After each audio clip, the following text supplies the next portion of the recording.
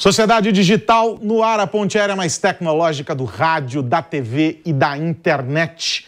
Vamos juntos nesta próxima meia hora investigando os mundos diversos da tecnologia. E são vários mundos, porque tem visões diferentes sobre tudo o que está acontecendo. Vamos falar de inteligência artificial, vamos falar sobre a eterna disputa entre China e Estados Unidos e o TikTok no meio de tudo isso, agora com uma pesquisa mostrando a percepção de parte dos americanos a respeito do TikTok, que é uma plataforma asiática. Você sabe, essa ponte aérea, ela nunca está completa se eu não disser olá para o André Miceli. Fala, velhinho, tudo bem? Olá, Carlos Aros, e olá, amigos que nos ouvem, vem tudo certo por aqui, espero que com vocês também. Olha só, é interessante essa história que envolve Estados Unidos e China, que tem o TikTok no meio do caminho, hoje como grande marca, embora a gente saiba que a empresa seja a ByteDance, que é dona de outras plataformas, não só do TikTok. Já houve outras companhias asiáticas, e sobretudo chinesas, nessa linha de tiro e tal. E daí agora, eu vou até consultar minha cola aqui, a gente tem essa pesquisa que foi encomendada pela Reuters e realizada pela Reuters e pelo Instituto Ipsos, mostrando que uma parte dos norte-americanos concordam que existe uma influência chinesa, um receio de influência do governo chinês sobre essa plataforma, e os americanos receosos e etc. com a maneira como isso se dá. Eles dizem que há uma preocupação com os laços que as empresas lá têm com o governo, ou que o governo tem com as empresas lá. Enfim, você entendeu.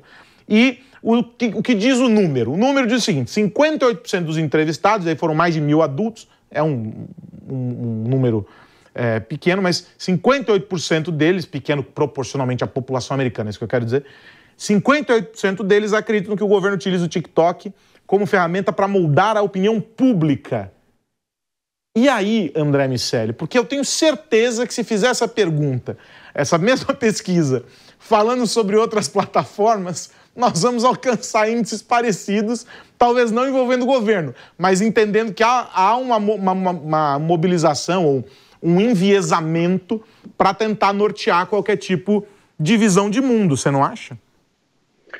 Acho, Aros, mas nesse caso é uma plataforma que pertence a outro país, e nesse caso a um país que não se exime dessa relação governo-empresas. Então, apesar do número ser pequeno em proporção à população, se essa pesquisa foi feita de uma maneira representativa em relação aos estados, essa pode sim ser a visão do país no geral, e eu digo isso porque a amostra ela é significativa, 1.000 pessoas é um número válido, mas se pegaram 1.000 pessoas da mesma região, do mesmo estado, lá essa relação republicanos e democratas pode enviesar essa resposta geral, porque a gente tem ali alguns estados que são muito associados a um tipo de pensamento e outros estados à antítese, praticamente. Assim como começa a acontecer no Brasil, a gente vai encontrando lá cada vez menos interseções entre as opiniões de quem acredita num conjunto de soluções para o mundo e de quem acredita em outro conjunto. Cada vez mais os próprios algoritmos são responsáveis por afastar essas interseções, para afastar o pensamento comum, ainda que haja percepções diferentes do mundo. Então, a minha visão sobre essa interpretação, Aros, é que, sim, ela é uma interpretação muito parecida com a de outras redes sociais, ou seja, essas redes sociais, há inclusive uma discussão se o algoritmo do TikTok faz com que ele deixe de ser uma rede social, uma vez que ele privilegia o que está sendo dito em detrimento de quem está dizendo. É uma rede social, por definição, estabelece um vínculo entre as pessoas, e a partir daí uma publicação de uma pessoa a quem você está ligada chega até você, ou em alguns casos chega até você. No TikTok não é assim. Há uma priorização do algoritmo para maximizar o tempo que cada pessoa usa aquela ferramenta. O algoritmo privilegia o que está sendo dito. Então ele pega mais daquele montante de conteúdo que você costuma ver e te entrega mais daquilo, independentemente de quem está dizendo. Mas essa relação de maximização de tempo de uso acontece em todas as redes sociais, em praticamente todas as soluções de tecnologia que monetizam a atenção. E então, inevitavelmente, a manipulação me parece um senso comum. O que é feito com esses dados e quem manipula as pessoas, e aí a gente pode citar a ByteDance, pode citar a Tencent, a relação das empresas chinesas, a Huawei, com o governo, ela faz com que o juízo de valor a respeito dessa constatação seja diferente. Se eu tenho uma rede social que me manipula para que ela venda mais, o impacto na sociedade é um. Se eu tenho uma rede social ou uma ferramenta tecnológica que faz isso com os valores de um governo, o impacto em outros países, sem dúvida nenhuma, é bastante diferente. Agora, é óbvio, a relação com o governo muda tudo e etc. Mas o caso da China é um caso muito específico quando a gente pensa na dinâmica da relação que há, inclusive do ponto de vista legal, entre o governo e as empresas. A gente já falou sobre isso aqui, sobre dispositivos que impõem a cessão de informações e etc. Mas é também um universo, quando a gente pensa em ecossistema, é um universo muito amplo. E amplo no sentido da quantidade de usuários que ali estão produzindo conteúdo sobre quaisquer assuntos, quaisquer temas, o que faz com que essa história da manipulação ela tenha um fundo de verdade, como você detalha, mas que faz com que isso fique disperso em uma multidão de trends e de whatevers, né? que são produzidos e colocados ali e etc. É um universo supostamente livre, um mar gigantesco para ser desbravado por pessoas que não têm o interesse de promover isso, considerando que a plataforma não cria conteúdo. Ela simplesmente, por meio do algoritmo, ela entrega conteúdos vários para uma base de usuários. Então, se ela não produz sob encomenda, tem pessoas produzindo sob encomenda de alguém, enfim, e isso sendo manipulado, isso sendo direcionado pelo algoritmo. Mas a grande questão é, não dá para a gente dizer que isso é também um pouco uma síndrome de perseguição induzida por esse tensionamento e tudo que a gente assistiu ao longo das últimas semanas? Porque o enviesamento há. Mas daí a gente levar ao cabo que existe a plataforma operando com base dentro de uma dinâmica tão global e de um universo tão macro, complexo, não?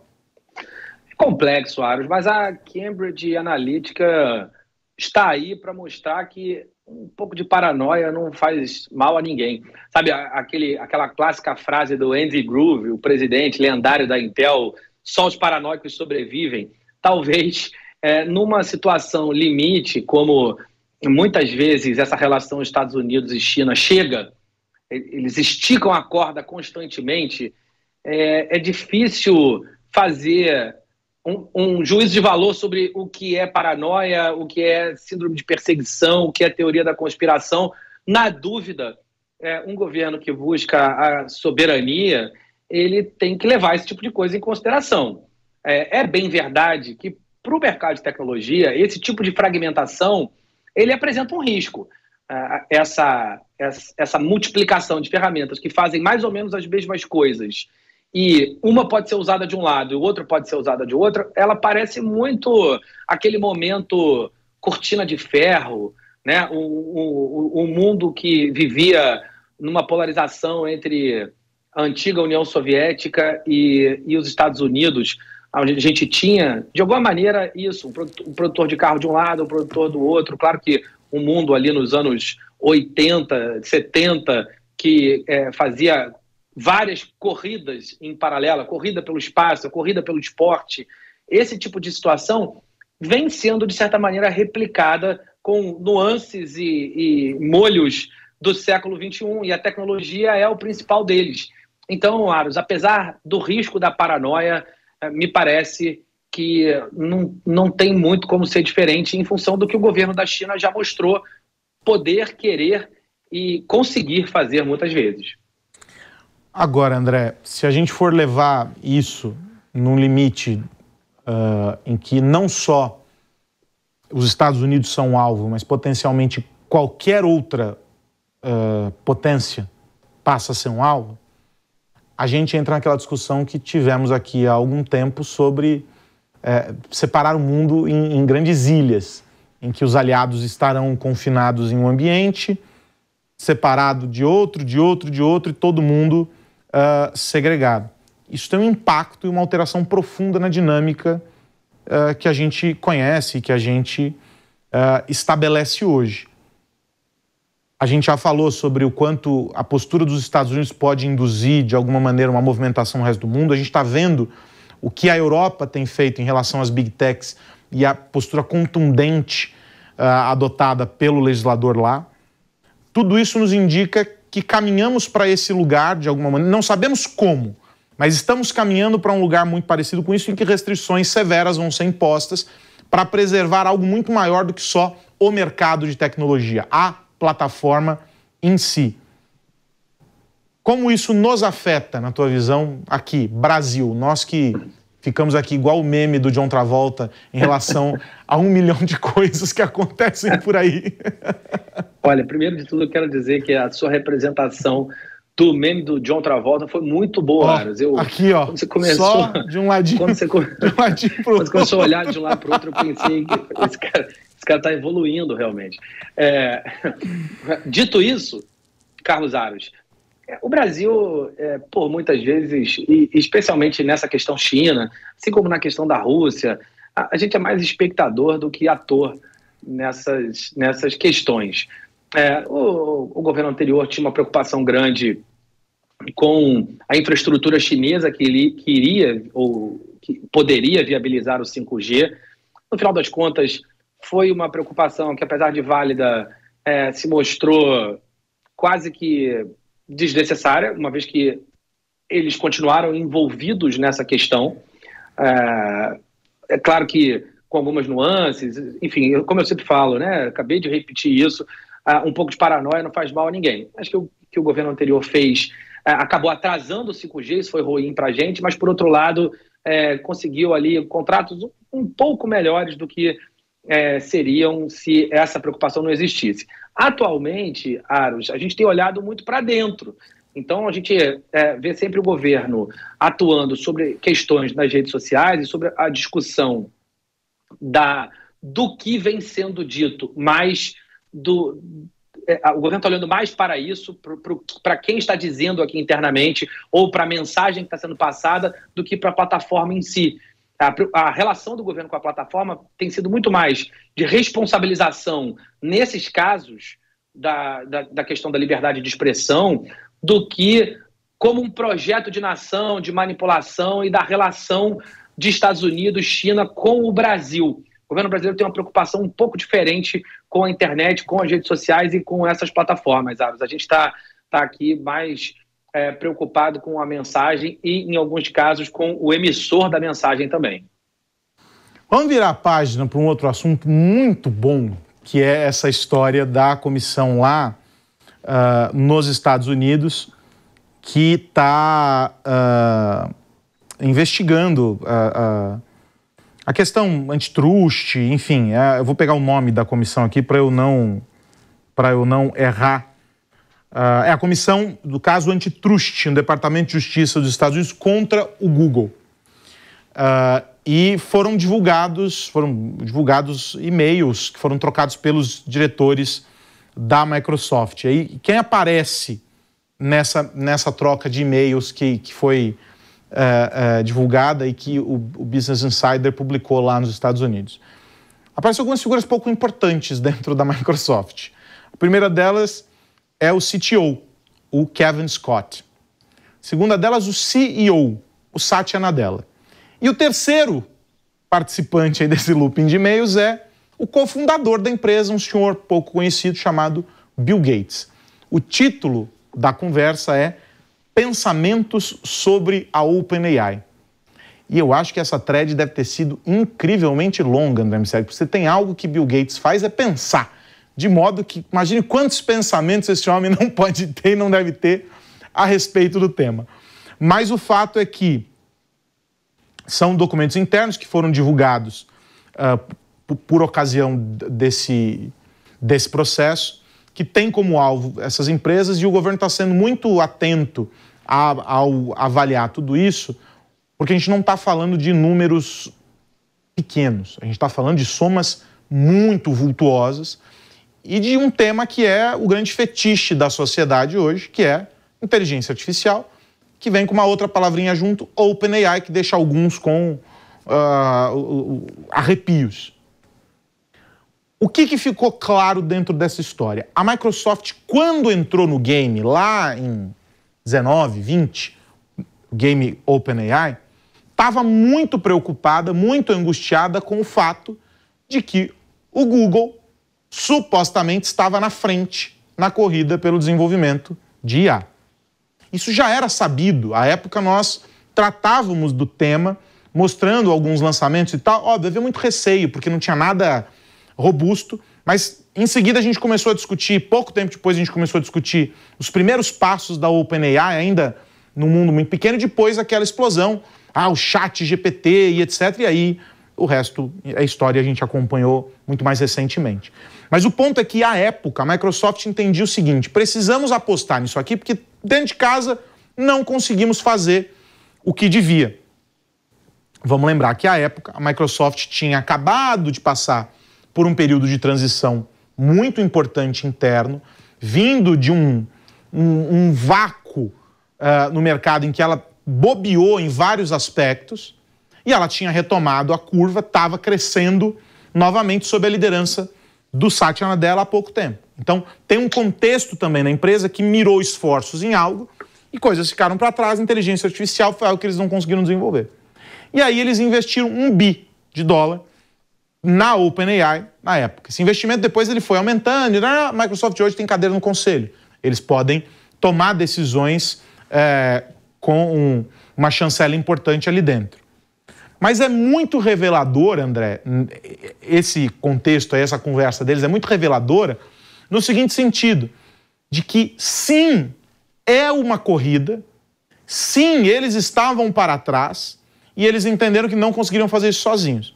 O Google, por outro lado, escolheu um caminho dentro de casa proprietário para correr e hoje está lançando, anunciando algumas coisas e etc. Mas o que essa fotografia de 2019 nos oferece como conclusão para a fotografia atual 2024, quando a gente pensa em inteligência artificial na tua leitura? Que o Satya Nadella é um excelente executor, Aros. A estratégia funcionou. Eles estavam, sim, atrás da corrida. O Google tinha estudos muito avançados, mas, mais uma vez, eles mostraram para o mercado que a execução é mais importante do que a ideia. E o que eles foram capazes de fazer foi, primeiro, comprar uma fatia expressiva da OpenAI, que foi elencada como uma detentora de bastante recurso para desenvolver os processos de inteligência artificial e que tinha uma figura fundamental para que isso acontecesse, que era o Sam Altman. Isso não só deu celeridade ao processo da Microsoft, como também permitiu que no ano passado, quando deu a confusão Sam Altman com o seu conselho, com o conselho da empresa OpenAI, eles quase levaram a empresa inteira, no final das contas. Era isso que ia acabar acontecendo, porque o Satya Nadella contratou, naquele breve período de tempo, o Sam Altman para desenvolver uma unidade que, aí sim, seria uma unidade interna da Microsoft, e o Satya Nadella levou a reboque as várias pessoas que pediram demissão da OpenAI depois da sua saída. No final das contas, o conselho da OpenAI reverteu aquela decisão, o Sam Altman voltou, as pessoas voltaram, mas nesse retorno, a influência do Satya Nadella e, consequentemente, da Microsoft na cadeira do conselho da OpenAI cresceu muito. Então, a Microsoft hoje exerce uma espécie de vigilância de tudo aquilo que acontece e, naturalmente, executa a sua influência para que as tecnologias da OpenAI sejam implementadas conforme um roadmap que é interessante para ela, a Microsoft.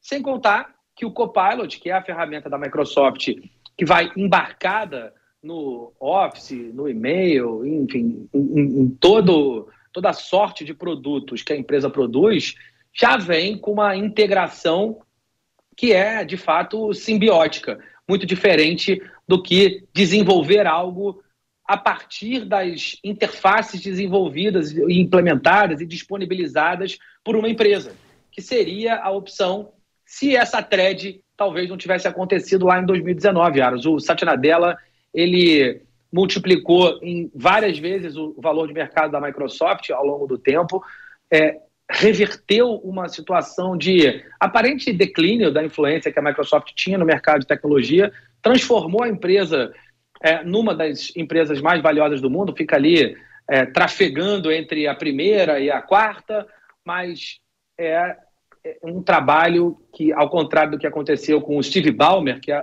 o presidente entre o Bill Gates e ele, Satya Nadella, é um trabalho que muda a empresa para melhor constantemente. E aí, só para fechar, começou com esse 1 bilhão, já passou de 13. A perspectiva é de que, a partir do momento em que essa simbiose que você descreve comece a evoluir ainda mais, essas somas elas comecem a se alterar, evidentemente, e a Microsoft agora ela já extrai retorno desse investimento em 1 zilhão de frentes. Enquanto isso, outras empresas caminham para tentar avançar com as suas engrenagens, com os seus modelos, mas a gente não viu nada tão avançado como o que a OpenAI propôs, e isso tem a ver com essas figuras que você citou, o Sam Altman, etc., porque são figuras muito arrojadas, a despeito da preocupação que causam na comunidade científica de maneira geral, eles são figuras muito arrojadas e é preciso esse tipo de postura para conseguir realizar coisas incríveis. Então, a gente tem que aplaudir o que eles fazem e guardar algum tipo de comedimento em função do que pode vir e a gente não sabe o que é. Agora, sabe o que eu sei, André Miceli? O que você sabe, Carlos? Que o nosso tempo acabou. Então, na semana que vem tem mais Sociedade Digital e vamos esperar para saber que outra pesquisa sairá para mostrar que alguém tem medo de alguém e que a tecnologia está no meio de tudo isso. É isso, Calzado. Mas sigo dizendo que um pouco de paranoia não faz mal a ninguém, meus amigos. Vocês podem ficar assim com os seus celulares, dispositivos eletrônicos em geral. Na dúvida, mal não vai fazer. Um abraço para você, Carlos Aros, para todo mundo que nos ouve ver. Até semana que vem. Tchau, tchau. Até mais, André Miceli. E para você que nos acompanhou até agora, você está mais do que convidado a rever este programa e rever ou ver pela primeira vez os programas antigos, todos eles disponíveis lá no Panflix. A gente continua juntos discutindo a tecnologia e esta sociedade cada vez mais digital aqui na programação da PAN. A gente se encontra na semana que vem. Um grande abraço. Tchau, tchau.